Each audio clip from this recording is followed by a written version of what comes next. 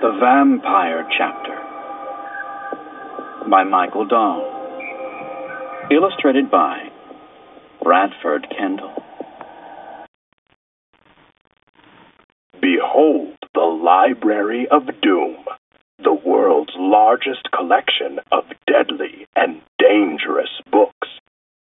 Only the librarian can prevent these books from falling into the hands of those who would use them for evil. But what happens when the librarian must battle one of his own books?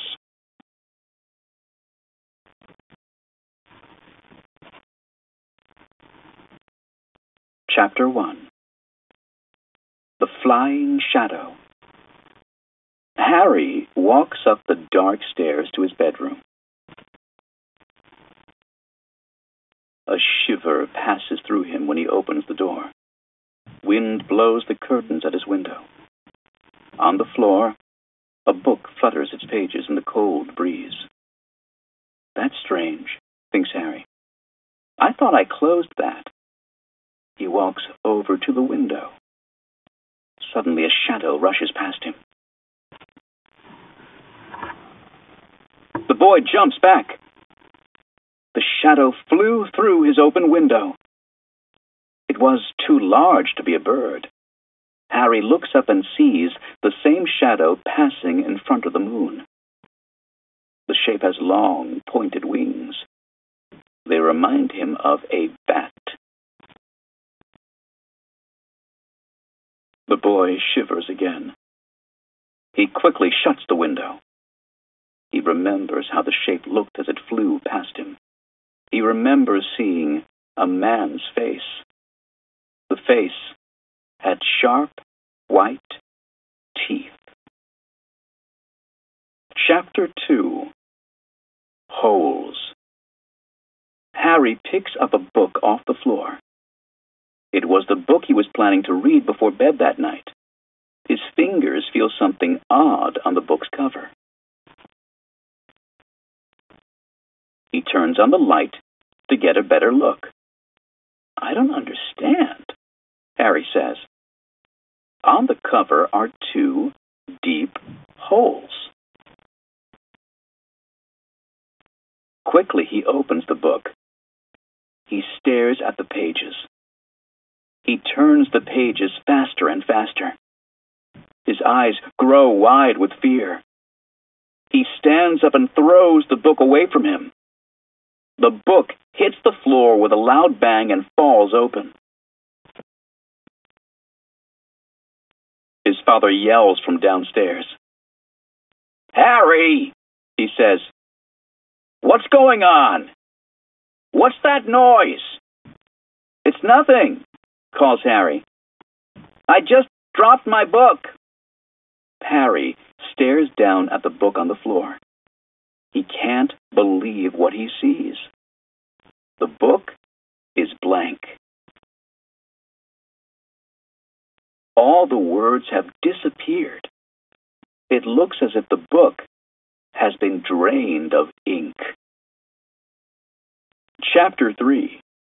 The Vampire Book. The next afternoon, Harry meets his friend John at the library. "You believe me, don't you?" Harry asks his friend. "You believe what I told you about last night?" "I don't know," says John. "Are you sure you weren't dreaming?"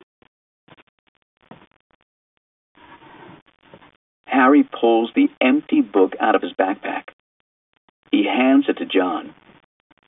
"Look at those holes," Harry says. "What do they remind you of?" John gently touches the 2 holes with his finger.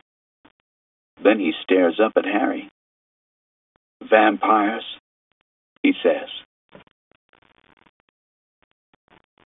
Harry nods. "That's why we're here," he explains. "I know the library has books about vampires. Maybe it tells about vampires that attack books."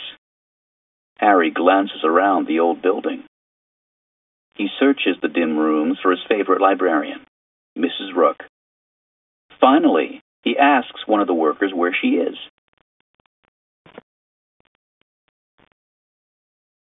"Mrs. Rook has been out sick," says the worker.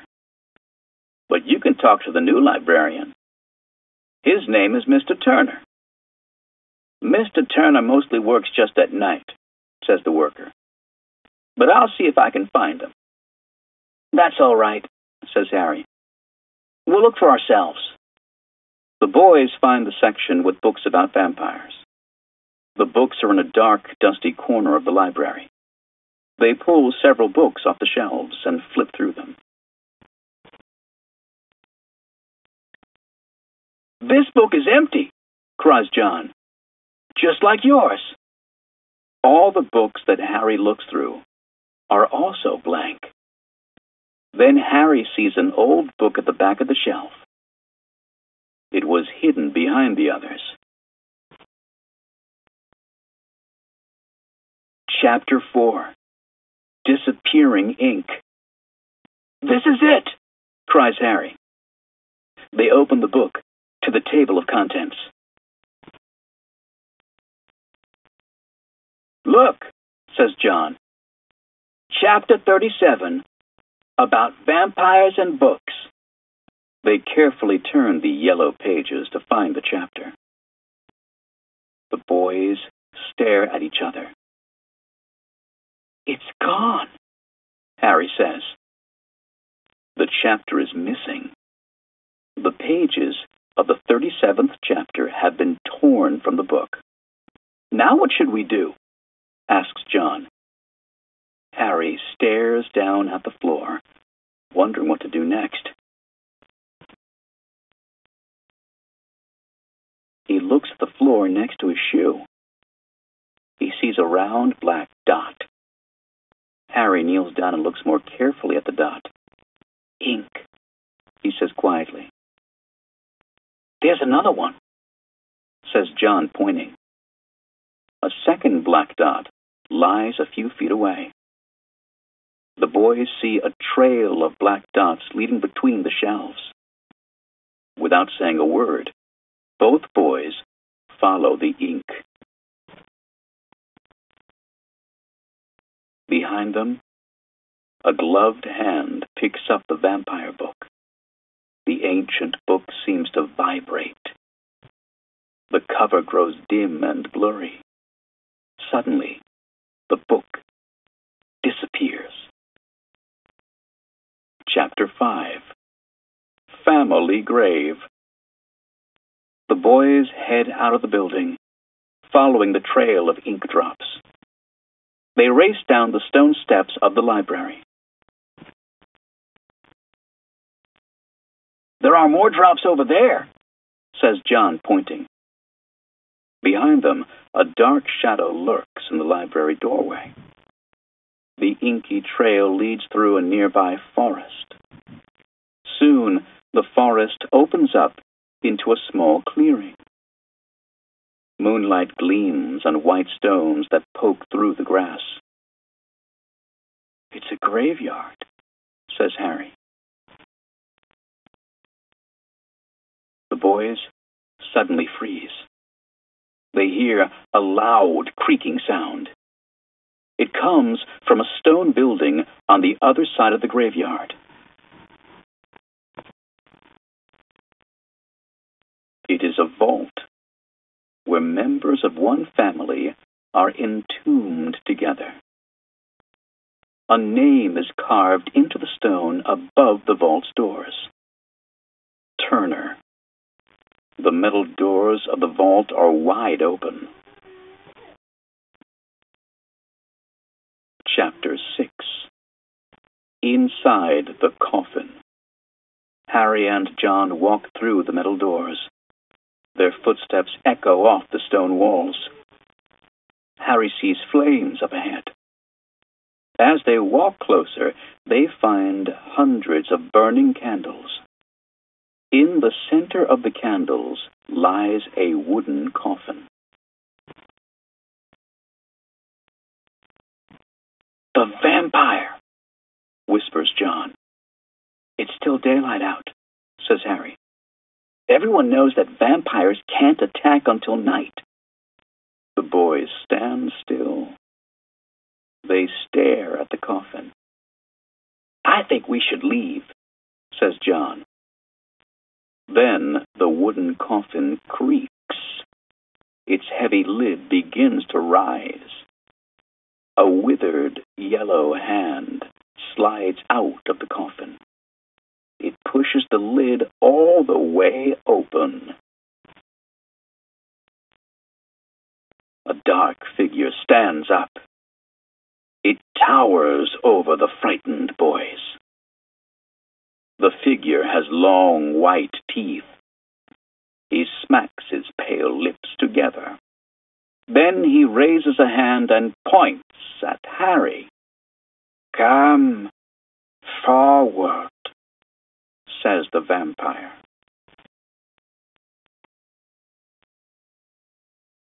Another figure steps out from the shadows. The man is the librarian, the guardian of the Library of Doom. Return to your coffin, he commands the vampire. Never again, screams the monster. Suddenly, a second stranger enters the candlelit room. Don't worry, she says to the librarian. He won't escape this time. The man and woman raise their hands. A silver scissors forms in the air. The scissors darts toward the vampire. The evil creature closes his eyes and screams. Scissors defeats paper, says the librarian quietly. When Harry opens his eyes again, the vampire is gone. He walks over to the coffin and peers inside. On the cushions are a few pieces of old yellow paper. It's chapter 37, he says. Words are the most powerful weapons in the world, says the librarian. That is why he drank the ink from books. His name is Draco Papyrus. I followed him to your library. The librarian explains. He had stolen and hidden the vampire book that belonged to me. I brought it back to the Library of Doom before I came here.